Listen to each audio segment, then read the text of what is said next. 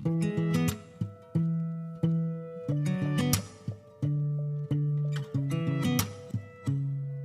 warahmatullahi wabarakatuh. Perkenalkan, nama saya Poppy Oktaviani dari Universitas Muhammadiyah Tangerang. NIM-nya 17612011540. Di sini saya akan menerangkan bab 11 tentang materi, teori, dan praktik pengambilan keputusan. Buku ini ditulis sendiri oleh Bapak Dr. Hamdani. Nah, di sini saya akan menjelaskan materi tentang bab 11, yaitu tentang pengambilan keputusan dan analisis rasio keuangan. Yang pertama ada laporan keuangan. Apa sih laporan keuangan itu? Laporan keuangan merupakan hasil akhir dari proses akuntansi yang digunakan sebagai dasar pengambilan keputusan bagi penggunanya. Nah, kemudian laporan keuangan ini terdiri dari laporan laba rugi atau income statement. Yang kedua ada laporan neraca atau balance sheet. Yang ketiga ada laporan saldo laba atau statement of return earnings. Yang keempat ada laporan arus kas dan catatan atas laporan keuangan. Nah, laporan laba rugi atau income statement. Apa sih laporan laba rugi itu? Laporan laba rugi ini adalah laporan yang memuat informasi mengenai pendapatan atau revenue dan biaya-biaya atau expense perusahaan selama periode tertentu. Yang kedua ada laporan neraca atau balance sheet, memuat informasi tentang keadaan aktiva atau aset, utang atau liabilities, dan modal sendiri atau owner's equity perusahaan pada saat tertentu.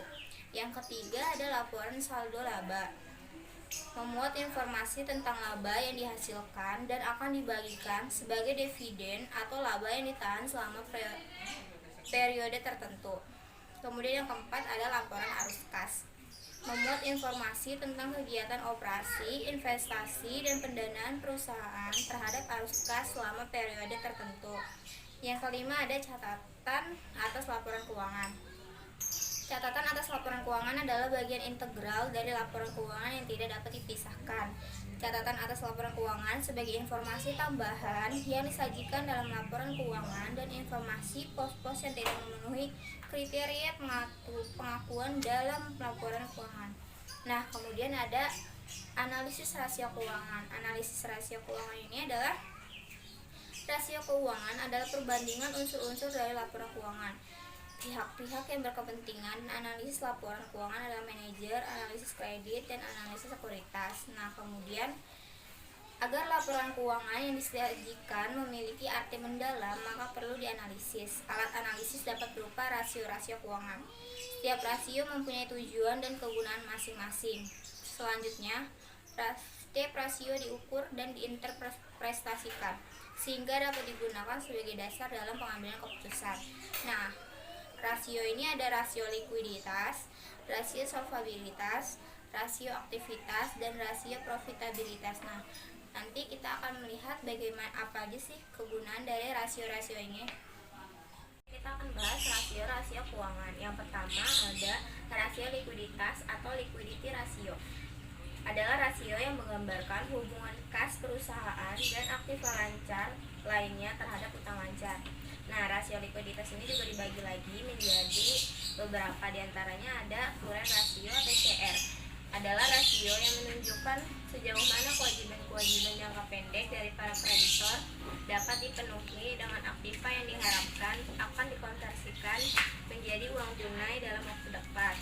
Rumus CR adalah aktiva lancar dibagi utang lancar. Kemudian yang kedua ada quick ratio, yaitu rasio yang mengukur kemampuan perusahaan dalam melunasi kewajiban jangka pendek dengan penjualan tanpa dikaitkan dengan penjualan persediaan. Kemudian ada inventory to net working capital, adalah rasio yang mengukur atau membandingkan antara jumlah persediaan yang ada dan modal perusahaan. Rumus NWC adalah inventory dibagi current asset dikurang current liability. Kemudian yang keempat ada cash ratio, merupakan rasio yang mengukur seberapa besar uang kas dan setara kas yang tersedia untuk membayar utang. Rumusnya adalah cash or cash equivalent dibagi current liability. Nah, kemudian ada rasio solvabilitas. Rasio ini digunakan untuk mengukur sejauh mana aktiva perusahaan dibiayai dengan utang. rasio-rasio yang termasuk dalam leverage ratio adalah yang pertama debt to asset ratio atau DAR, yaitu rasio yang digunakan untuk mengukur perbandingan antara total utang dan total aktiva. Rumusnya DAR total debt dibagi total aset.